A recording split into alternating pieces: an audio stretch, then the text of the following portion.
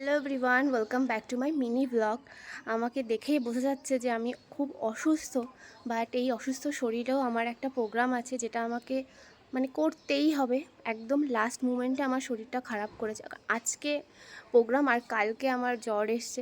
এর মধ্যে একটা খুশির খবর, পিয়াসা আর আমাদের জামাইবাবু আমার সাথে দেখা করতে আসছে। ওরা অষ্টমঙ্গলাতে বাড়িতে এসেছে আর চলে যাবে। চলে যাওয়ার আগে আমার সাথে দেখা করে তারপরে যাবে। তো ওরা 1 ঘন্টা পরে ঢুকবে আর এখন আমি মেকআপ করতে বসবো। তাহলে আমার প্রোগ্রামে যাতে লেট হয়ে যাবে, কিছু করার নেই। ওদের সাথে আমার ওই অদ্ভুত ভুতুরে মার্কা মেকআপ নিয়েই দেখা করতে হবে। সো আমি রেডি হতে চাই। রেডি হতে যাওয়ার আগে কিছু খেয়ে নিচ্ছি। আসলে আমি খেতে চাইছিলাম না, মা জোর করে বসিয়ে খাইয়ে দিচ্ছে। খেয়ে দিয়ে তারপরে রেডি হতে যাবো। রেডি হতে হতে ওরা হয়তো চলে আসবে। আমি রেডি হচ্ছিলাম আর পিয়াসা ফোন করলো যে ওরা চলে এসেছে। আমি এই অবস্থায় আছি, ভাবছি একটু লিপস্টিকটা পরেই যাই। মেকআপ করে লিপস্টিক না পরলে কেমন ভূতই লাগে। সো লিপস্টিকটা পরে তারপর ওদেরকে রিসিভ করতে যাই। ওরা চলে এসেছে আর আমি এরকম পাগলির মতন সেজে রাস্তায় যাচ্ছি। পিয়াসার দিদিও এসছে। ভালো আছো দিদি? ভালো আছো? হ্যাঁ, এই মোটামুটি জ্বর এসেছে আমার। ও এনেছে, আমি না।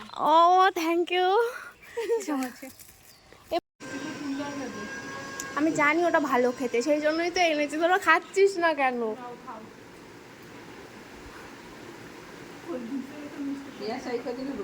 হ্যাঁ, ওর বিয়ের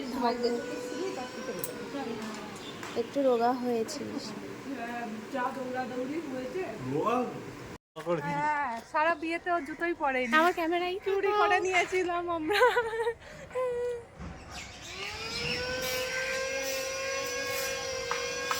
হ্যাঁ, আমাদের নতুন বউ জুতো পরে হাঁটতেই পারছে না, বিয়ের জুতো পরে এসেছে।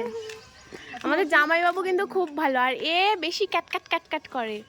তখন থেকে বেচারাকে জ্বালিয়ে যাচ্ছে। এই সাবধানে যাস, পৌঁছে ফোন করি, SMS করে দিস, আমি তো বিজি থাকবো খুবই। দাদা সাবধানে যেও, আবার আসবে কিন্তু।